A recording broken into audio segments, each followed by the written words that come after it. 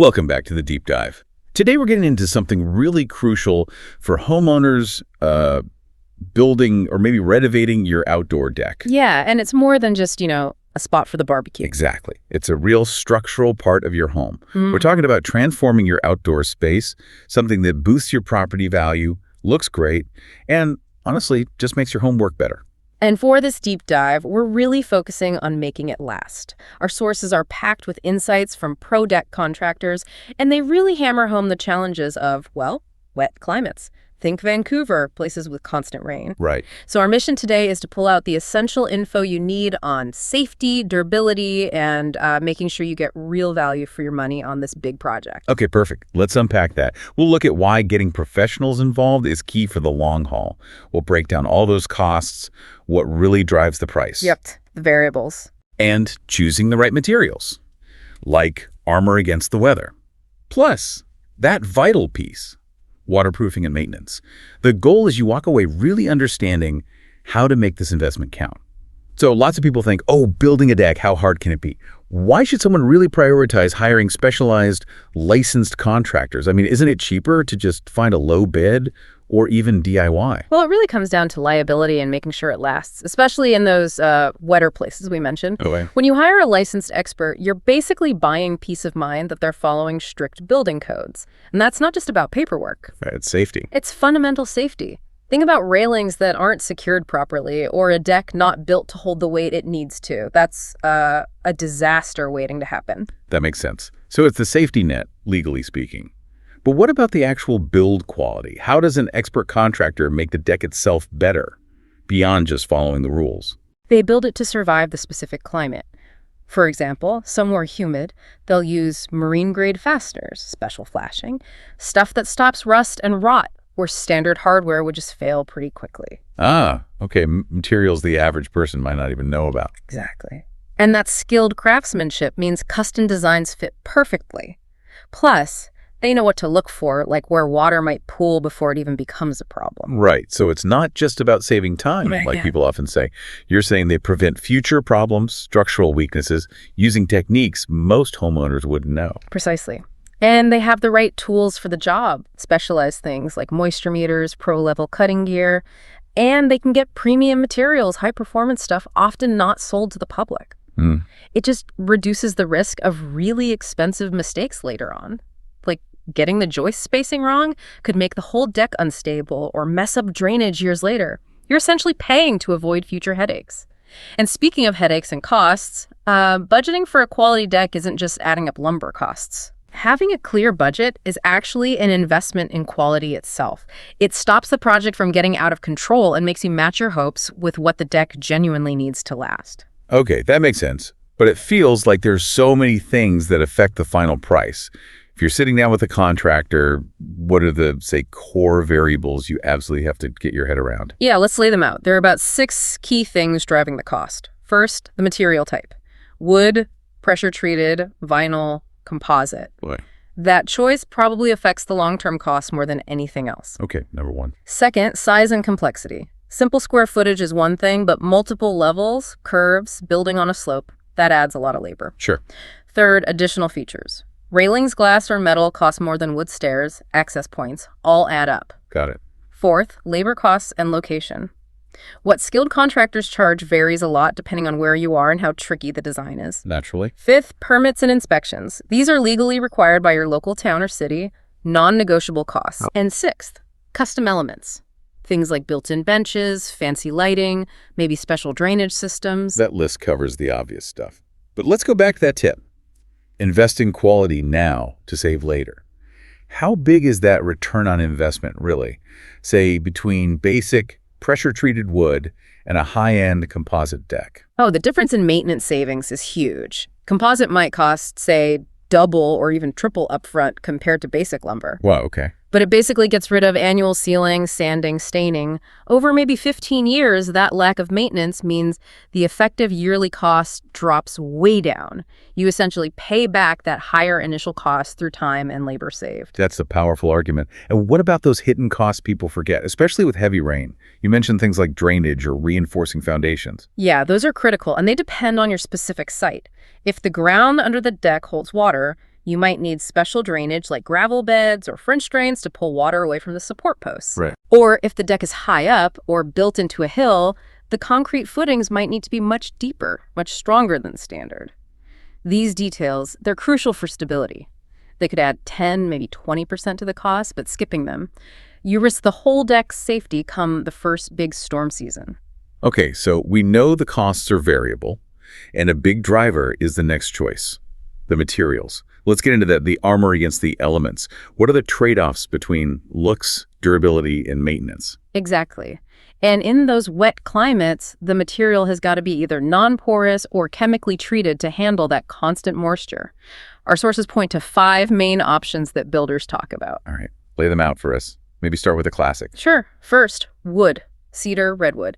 Looks beautiful, feels great underfoot, but it needs a lot of maintenance.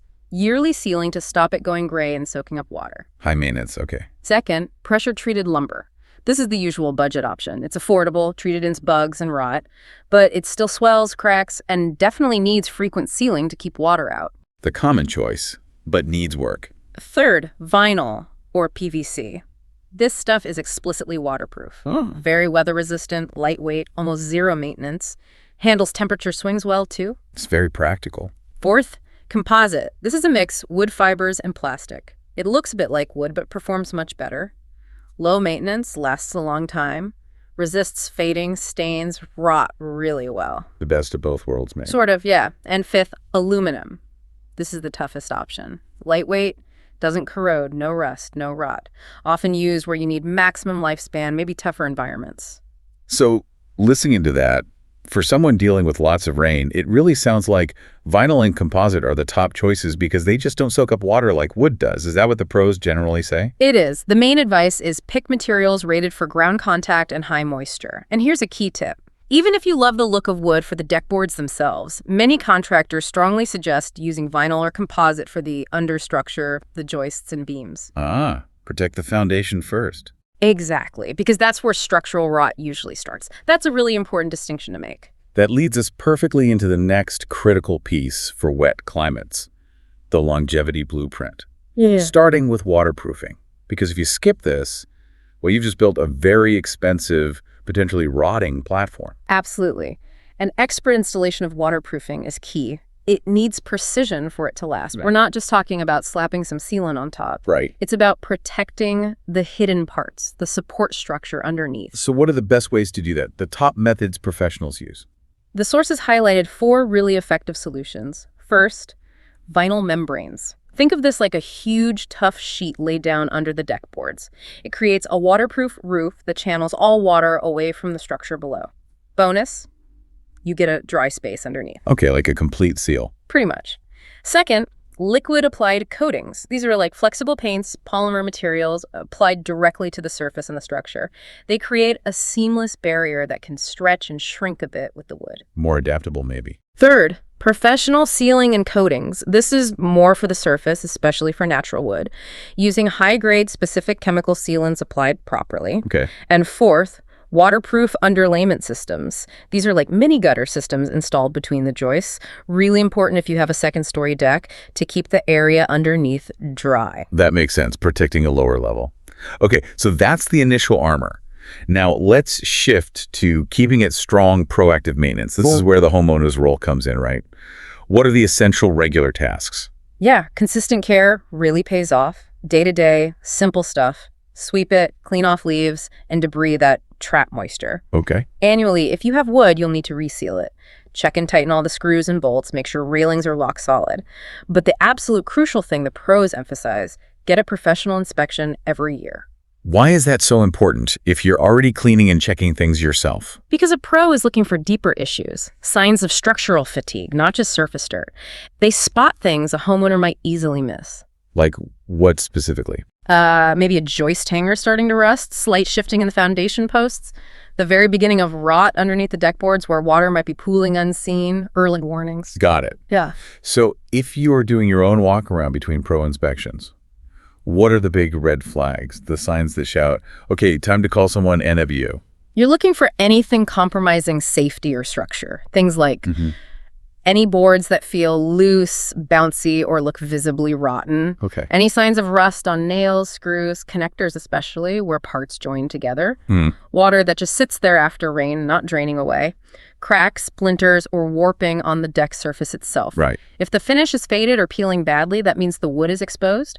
And definitely, any stairs that feel unstable or any sign the foundation posts are shifting or moving, see any of that. It's not a weekend fix. It needs professional assessment. Okay, we've covered building it strong and keeping it strong. Now for the fun part, making it a great space to actually use. A pro-built deck isn't just sturdy.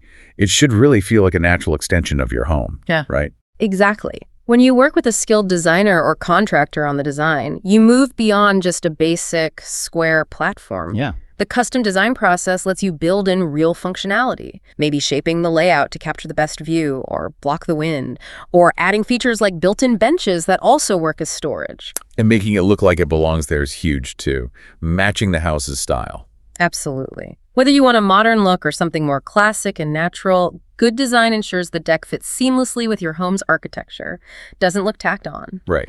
And crucially, custom design really makes the most of the space you have, turning an awkward corner into a cozy seating nook, maybe integrating subtle lighting for safety and atmosphere. All these upgrades, functional and aesthetic, they directly add up to a real increase in property value. Hashtag tag outro. So pulling this all together, what's the bottom line for you, the homeowner, looking to invest in your outdoor space? It seems like the path to a deck that lasts and adds value involves 3 key things. That's right. First, use skilled professionals who really get your local climate challenges. Okay. Second, make smart material choices, prioritize longevity, maybe even over-saving a bit up front. Makes sense. And third, commit to that proactive waterproofing right at the start and keep up with regular, ideally annual maintenance checks. Yeah, that seems to be the formula. And if you connect all the knowledge about costs, materials, maintenance, it all points to one truth. Continuous preventative care is the best way to make your investment last and keep long-term costs down. It's always cheaper to fix a loose screw or a small drainage problem now, rather than replacing a whole rotten beam later. Well said. Okay, let's leave you with a final provocative thought. We heard from the experts that inspecting your deck at least once a year and fixing small issues fast is crucial. Now think about that specific list of warning signs: loose boards, rusty hardware, pooling water, shifting foundations. What single, maybe overlooked part of your current outdoor space needs your immediate attention today? Could checking that one thing prevent a small flaw from becoming a major structural problem down the road? Maybe it really is time to look under